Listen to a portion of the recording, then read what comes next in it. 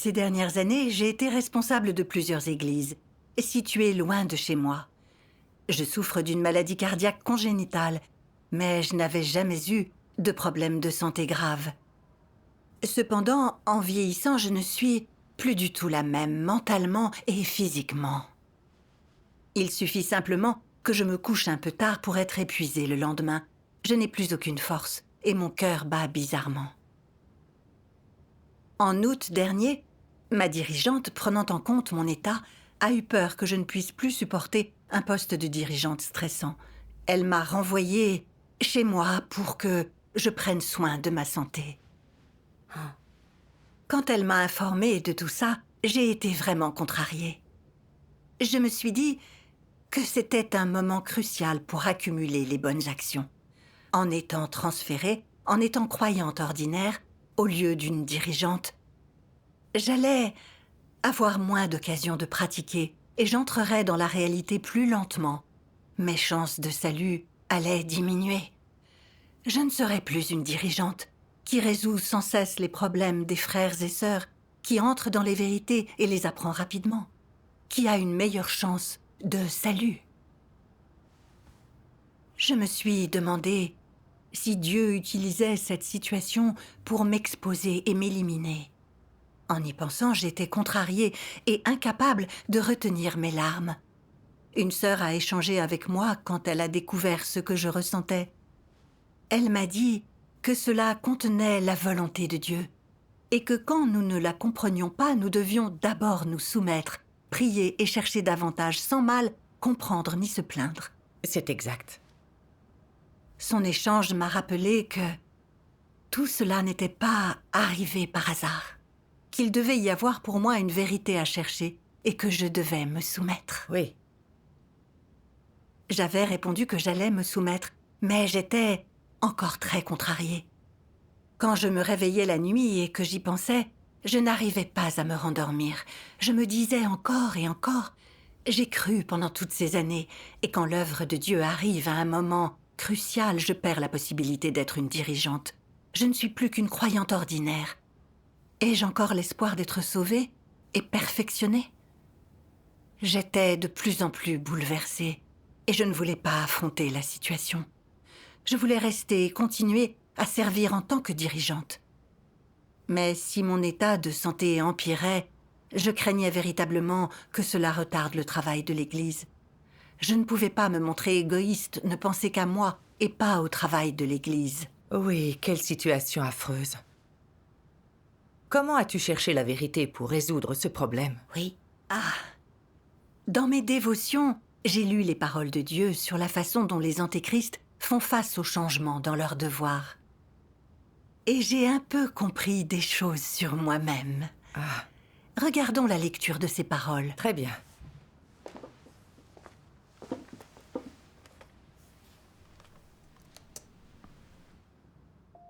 Dieu Tout-Puissant dit : en temps normal, on doit accepter les changements dans son devoir et s'y soumettre. On doit aussi réfléchir sur soi-même, identifier l'essence du problème et reconnaître ses propres faiblesses. C'est quelque chose de très bénéfique et il est très facile d'y parvenir. Ce n'est pas si difficile. Les changements dans un devoir ne constituent pas un obstacle insurmontable. Ils sont suffisamment simples pour que quiconque puisse y réfléchir clairement et les traiter correctement. Quand une personne normale est confrontée à quelque chose de ce genre, elle peut, à tout le moins, se soumettre et tirer profit de son introspection en développant une analyse plus précise lui permettant de savoir si l'accomplissement de ses devoirs est qualifié. Mais ce n'est pas le cas des antéchrists. Ils sont différents des gens normaux, quoi qu'il leur arrive. D'où vient cette différence ? Ils n'obéissent pas, ils ne coopèrent pas de façon proactive, et ils ne cherchent absolument pas non plus la vérité. Au contraire, ils sont écœurés par ces comportements, ils leur résistent, ils les analysent, les considèrent et se creusent les méninges. Pourquoi ne suis-je pas autorisé à faire tel devoir ? Pourquoi m'attribue-t-on un devoir insignifiant. Est-ce là une façon de me révéler et de me bannir ? Il continue de ressasser ce qui s'est passé. Il l'analyse et rumine sans fin à ce sujet. Quand il ne se passe rien, ils se sentent parfaitement bien. Mais quand quelque chose survient, leur cœur bouillonne, comme pris dans des eaux tumultueuses, et leur tête se remplit de questions. En apparence, ils semblent être meilleurs que les autres pour ce qui est de réfléchir aux problèmes. Mais en réalité, les antéchrists sont simplement plus diaboliques que les gens ordinaires. Comment ce mal se manifeste-t-il ? Leurs préoccupations sont extrêmes, complexes et opaques. Des choses qui n'arriveraient pas à une personne ordinaire, à une personne douée de conscience et de raison, sont plutôt courantes chez un antéchrist. Lorsqu'un simple ajustement est apporté à leur devoir, les gens doivent réagir en adoptant une attitude d'obéissance, en faisant ce que la maison de Dieu leur dit de faire, en faisant ce qu'ils sont capables de faire, et quoi qu'ils fassent, en le faisant aussi bien qu'il est en leur pouvoir, de tout leur cœur et de toute leur force. Ce que Dieu a fait n'est pas une erreur de sa part. Une vérité aussi simple peut être mise en pratique par ceux qui ont un peu de conscience et de rationalité, mais voilà qui dépasse les capacités des antéchrists. Quand il est question d'ajustement dans les devoirs, les antéchrists proposent immédiatement raisonnement, sophisme et résistance, mais au fond d'eux-mêmes, ils refusent de l'accepter. Qu'y a-t-il au juste dans leur cœur ? Suspicion et doute. Ils sondent alors les autres en se servant de toutes sortes de méthodes. Ils tâtent le terrain par leurs paroles et leurs actes, et ils contraignent et appâtent les gens pour qu'ils leur disent la vérité et parlent honnêtement par le biais de moyens peu scrupuleux.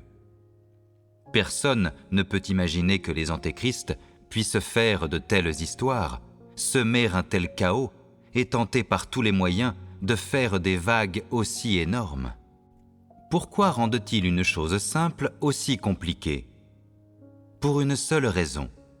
Les antéchrists n'obéissent jamais aux arrangements de la maison de Dieu, et ils relient toujours étroitement leur devoir, la gloire et le statut à leur espoir d'obtenir des bénédictions et à leur destination future, comme si, quand ils perdent leur réputation et leur statut, ils n'avaient aucun espoir d'obtenir des bénédictions et des récompenses, ce qui pour eux est comme perdre la vie. Par conséquent, ils se protègent des dirigeants et des ouvriers de la maison de Dieu pour que ces derniers ne gâchent pas leurs rêves de bénédiction. Ils s'accrochent à leur réputation et à leur statut parce qu'ils pensent que leur réputation et leur statut sont leur seul espoir de gagner des bénédictions. Un antéchrist considère qu'être béni, c'est plus magnifique que les cieux eux-mêmes, plus magnifique que la vie, plus important que la poursuite de la vérité, le changement de tempérament ou le salut personnel, et plus important que de bien faire son devoir et d'être un être créé qui soit à la hauteur des normes. Il pense qu'être un être créé qui soit à la hauteur, bien faire son devoir et être sauvé sont autant de choses dérisoires qui valent à peine d'être mentionnées, tandis que gagner des bénédictions est la seule chose de toute la vie qui ne puisse jamais être oubliée. Face à tout ce qu'il rencontre, peu importe que ce soit grand ou petit, il est extrêmement prudent et attentif, et il se ménage toujours une issue. Donc, quand son devoir est ajusté, et s'il s'agit d'une promotion, un antéchrist pense qu'il a un espoir d'être béni. S'il s'agit d'une rétrogradation, de dirigeant d'équipe à assistant de dirigeant d'équipe, ou d'assistant de dirigeant d'équipe à un membre de groupe ordinaire, ou si l'antéchrist n'a aucun devoir, il estime que c'est un problème majeur et que son espoir d'être béni est mince. Quel type de vision est cela ? Est-ce une vision convenable ? Absolument pas.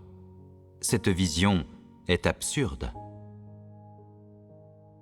Dans leur cœur, les antéchrists mettent toujours en rapport leur statut, qu'ils soient élevés ou faibles, avec l'importance de leur bénédiction. Que ce soit au sein de la maison de Dieu ou d'un quelconque autre groupe, pour eux, le statut d'une personne et la catégorie à laquelle elle appartient sont strictement délimités, tout comme l'est aussi leur issue. L'importance d'une fonction et du pouvoir qu'ils exercent au sein de la maison de Dieu dans cette vie est en rapport avec l'ampleur des bénédictions, des récompenses et de la couronne qu'ils recevront dans l'autre monde. Ces deux choses sont directement liées. Une telle approche tient-elle la route ? Dieu n'a jamais dit ça, et il n'a jamais promis une telle chose, mais c'est le genre de pensée qui naît chez un antéchrist. Ne diriez-vous pas que les antéchrists ont un petit problème de santé mentale ? Sont-ils diaboliques à l'extrême ? Peu importe ce que Dieu dit, ils n'en font aucun cas et ne l'acceptent pas non plus. Amen. Ces paroles de Dieu montrent que les antéchrists n'ont la foi que pour obtenir bénédiction et récompense. Ils classent les divers devoirs en faisant un lien étroit entre l'importance du statut et le nombre de bénédictions. Ils pensent que sans statut, ils n'ont presque aucune chance d'obtenir le salut. Alors ils comprennent mal Dieu, ils l'accusent, voire le combattent. Ils ne se soucient que de leurs intérêts et des bénédictions. Ils ne cherchent jamais la vérité et n'apprennent rien. Ils n'ont vraiment pas la moindre révérence envers Dieu. Ils sont méchants et malfaisants par nature. Oui. Mon comportement montrait que j'avais agi comme un antéchrist. J'avais associé mon statut à mes bénédictions. Je n'avais pas pu faire face à un changement normal. J'avais été très préoccupée. Je m'étais dit que sans statut, si je n'étais pas dirigeante, mes chances de salut diminuaient. Mais en fait, la maison de Dieu arrange le devoir de chacun selon les principes et la situation réelle des gens. J'avais des problèmes de santé, les dirigeants sont très pris, il y a beaucoup de stress et mon corps ne l'aurait pas supporté. Mon devoir en aurait souffert. Me faire rentrer chez moi pour un devoir que j'étais capable de faire était une bonne chose, pour moi comme pour l'Église. Oui. Mais j'avais mal compris et m'étais montrée méfiante. Quand la dirigeante avait dit qu'il fallait que je rentre chez moi, ma première pensée avait été que si je n'étais plus dirigeante, j'aurais un statut inférieur et que je n'aurais donc aucun espoir d'être sauvée ou bénie. À l'idée de ne pas être bénie, j'avais pensé qu'on m'avait enlevé mon seul espoir dans la foi. J'avais alors perdu toute mon énergie. J'ai vu que je n'avais pas examiné les choses selon la parole de Dieu, mais sur mon intérêt personnel. Mes désirs n'ayant pas été satisfaits, je m'étais dit que Dieu se servait de cette situation pour m'exposer et m'éliminer. J'avais imaginé que Dieu était exactement comme l'humanité corrompue, sans impartialité ni justice, comme s'il nous mesurait et déterminait notre fin en se basant sur notre statut ou notre devoir. Je m'étais dit que si l'on avait un statut, il nous sauverait, sinon il ne le ferait pas. N'était-ce pas là nier la justice de Dieu et blasphémer contre lui ? Si. Après toutes ces années de foi, je ne comprenais pas du tout Dieu, je ne lui obéissais pas. Si je n'avais pas été exposée de cette manière, je n'aurais pas compris à quel point ma poursuite était erronée. J'aurais fini par être éliminée par Dieu comme un antéchrist si j'avais continué comme ça. C'est vrai. Si nous suivons nos propres choix, nos propres motivations et adultération dans notre devoir sans obéir à Dieu, ce n'est pas faire le devoir d'un être créé, c'est résister à Dieu. Vraiment. C'est exact. Ensuite, j'ai lu des paroles de Dieu qui m'ont aidé à voir que mon point de vue était erroné. Je vais vous les lire. Bien. Nombreux sont ceux qui ne savent pas exactement ce que signifie être sauvés. Certains croient que plus leur croyance est ancienne, plus ils ont de chances d'être sauvés. D'autres pensent que plus ils comprennent de doctrines spirituelles, plus ils ont de chances d'être sauvés. Et d'autres encore pensent que les dirigeants et les ouvriers seront certainement sauvés. Tout cela ne relève que des notions humaines. La clé, c'est que les gens doivent comprendre ce que signifie le salut.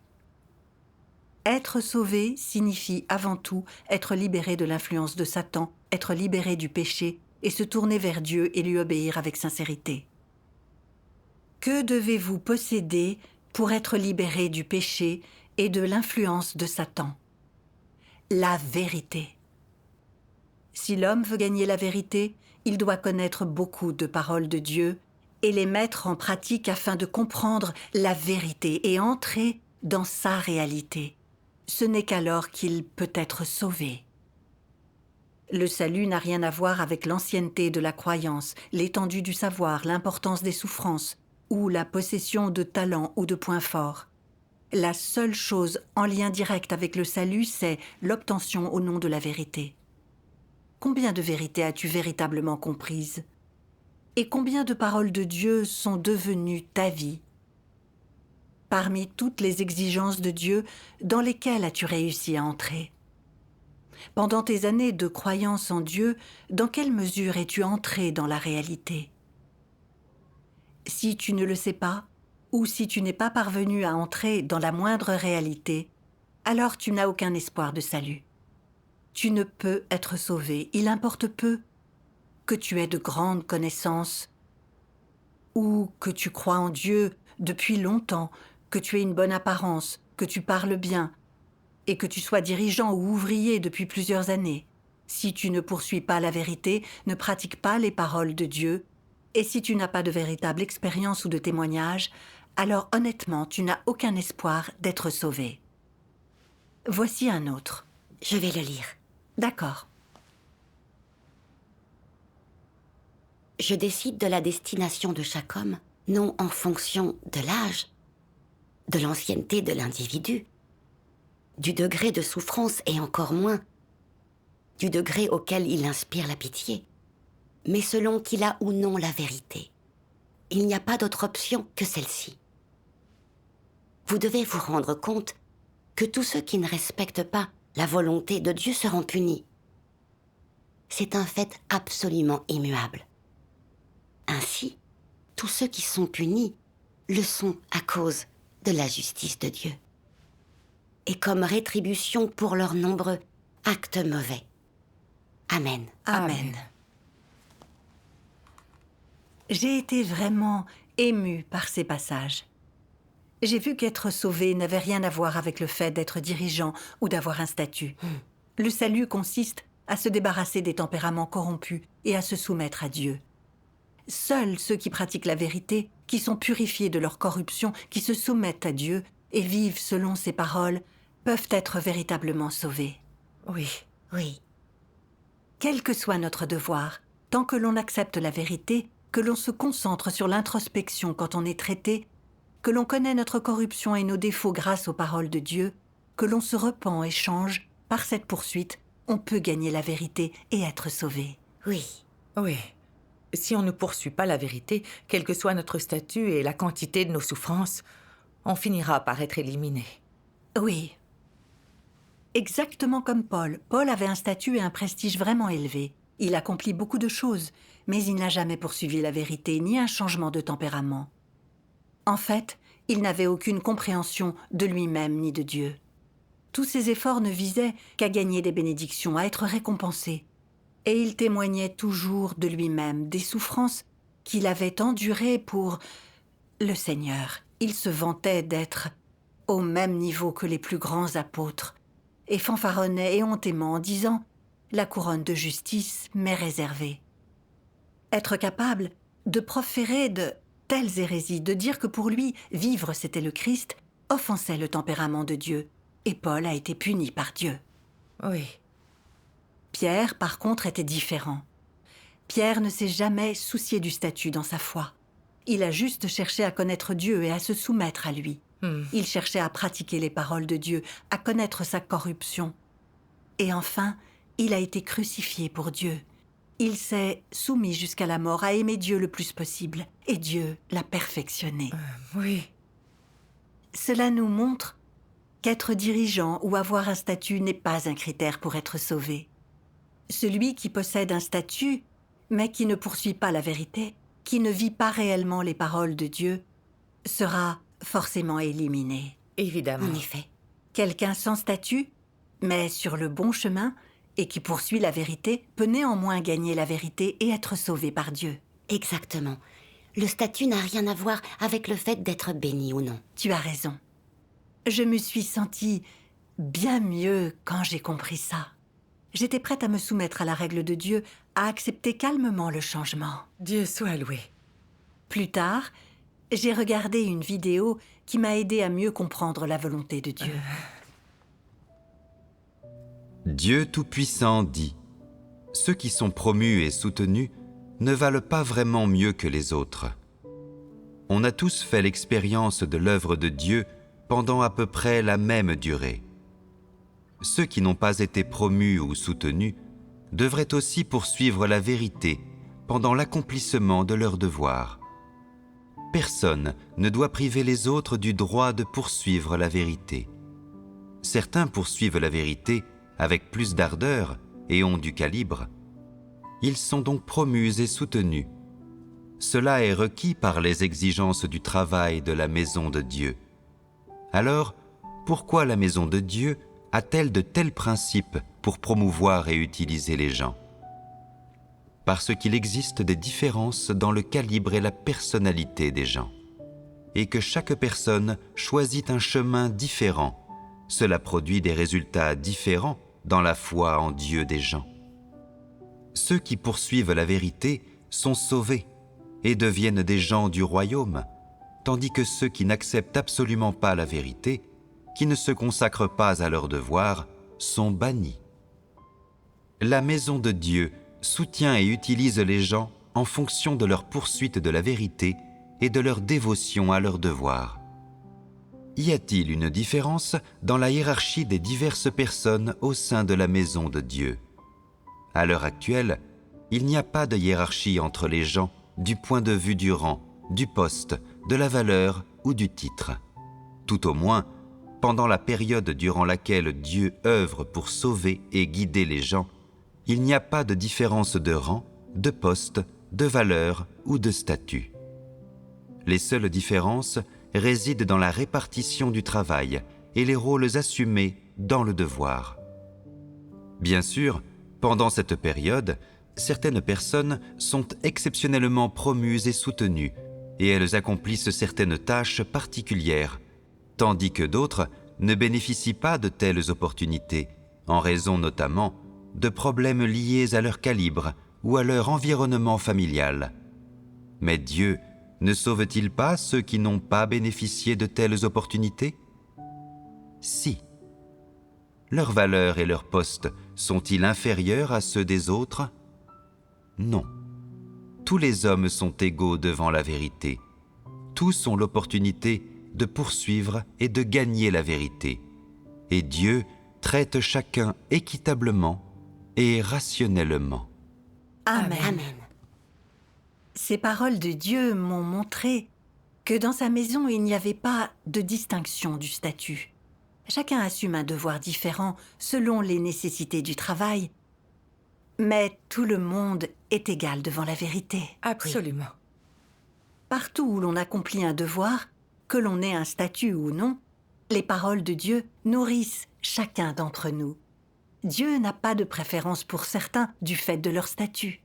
Oui. Dieu arrange des situations, des gens, des événements selon les besoins de chacun pour que l'homme puisse éprouver son œuvre et entrer dans sa parole. Il ne prive jamais personne d'une chance de pratiquer et d'entrer dans la vérité. Oui. Dieu est impartial et juste envers tout le monde. Oui. Gagner la vérité ou être sauvé par Dieu n'est pas déterminé par notre devoir, mais entièrement par notre poursuite. C'est vrai. Que nous soyons dirigeants ne signifie pas que Dieu va particulièrement nous donner la grâce, tout en ignorant les croyants ordinaires. Dieu éclaire et nourrit les gens en se basant sur leur poursuite et leur attitude vis-à-vis de la vérité. Nous pouvons y voir sa justice. Amen. Chacun a un devoir différent et rencontre des situations elles aussi différentes. Mais les tempéraments arrogants, fourbes et corrompus que les gens révèlent sont tous les mêmes. Absolument. Tant que les gens sont prêts à poursuivre et à pratiquer la vérité, à se débarrasser de la corruption, ils peuvent gagner la vérité et être sauvés par Dieu. Oui. Oui. Par contre, si quelqu'un ne poursuit pas la vérité, ne cherche pas ou ne pratique pas la vérité face aux difficultés, quel que soit son devoir et la façon dont il s'entraîne, il ne gagnera jamais la vérité et ne sera pas sauvé. Oui. Exactement comme moi. Après avoir été dirigeante pendant des années, avec toutes les occasions que j'avais eues, combien de vérités avais-je réellement gagné? Ce changement, apporté à mon devoir, m'avait déprimée et je m'étais plainte de Dieu. Je n'avais pas obéi à Dieu et je n'avais eu aucune réalité de la vérité. J'avais été un exemple typique. Malgré tout, j'avais stupidement cru que le statut était nécessaire pour obtenir le salut. Cette histoire de statut m'était montée à la tête. Oui. S'ils ne poursuivent pas la vérité, les gens ne peuvent la gagner, quel que soit leur statut. C'est vrai. Certains frères et sœurs ne deviennent jamais dirigeants, mais ils continuent de poursuivre la vérité. Ils portent un fardeau dans leur devoir, cherchent la vérité quand des problèmes surviennent et mettent en œuvre les vérités qu'ils connaissent. Leur corruption diminue progressivement et ils se soumettent de plus en plus à Dieu. Ils témoignent du fait de vivre les paroles de Dieu. Cela gagne l'approbation et la joie de Dieu. Ça m'a rappelé une chose que Dieu a dite. « Si tu cherches sincèrement, je te donnerai tout le chemin de vie et ferai en sorte que tu sois comme un poisson de retour dans l'eau. Si tu ne cherches pas, de manière sincère, je vais tout reprendre. Je ne veux pas donner mes paroles à ceux cupides de réconfort comme des cochons et des chiens. » Le Seigneur Jésus a également dit « Car on donnera à celui qui a et il sera dans l'abondance. Mais à celui qui n'a pas, on ôtera même ce qu'il a. » Amen. Amen. Dieu est honnête et juste avec nous. Et la vérité n'a pas de parti pris. Oui. Les croyants ordinaires et les dirigeants ont tout autant la possibilité de gagner la vérité. L'essentiel, c'est d'être déterminé à poursuivre la vérité et capable de la pratiquer. Absolument. Comprendre ça a été vraiment éclairant pour moi. J'avais craint de ne pas avoir autant d'occasions de pratiquer si je n'étais pas dirigeante. J'aurais alors eu moins d'espoir de salut. J'avais même cru que Dieu voulait m'éliminer, qu'il n'allait plus me sauver. Il s'agissait de mes notions sur Dieu, et c'était du blasphème. Je n'avais aucune compréhension des intentions sincères de Dieu. Ensuite, en y réfléchissant, je me suis dit que toutes ces années, j'avais été motivée par ma poursuite erronée, ne faisant mon devoir que pour être bénie, et croyant que j'avais une poursuite formidable. J'avais été dupée par ma propre fausse image, et je ne me connaissais pas du tout.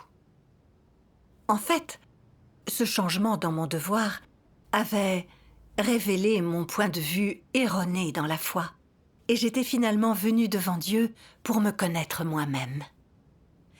J'ai gagné une certaine compréhension de ma corruption et des problèmes affectant mon point de vue. Et j'ai vu la justice de Dieu. J'ai aussi appris qui Dieu sauvait et qui Dieu éliminait. J'ai gagné une certaine soumission vis-à-vis de Dieu. Dieu soit loué. Cette situation était précisément la protection et le salut de Dieu pour moi. Dieu soit loué. Il s'agit de la bénédiction de Dieu. Oui. Plus tard, j'ai lu d'autres paroles de Dieu qui m'ont aidé à voir mon chemin d'entrée. Je vais les lire. D'accord. En tant que créature de Dieu, l'homme doit chercher à accomplir le devoir d'une créature de Dieu et chercher à aimer Dieu sans faire d'autre choix, parce que Dieu est digne de l'amour de l'homme. Ceux qui cherchent à aimer Dieu ne devraient pas chercher à obtenir des avantages personnels ou ce qu'ils désirent. C'est la meilleure façon de chercher.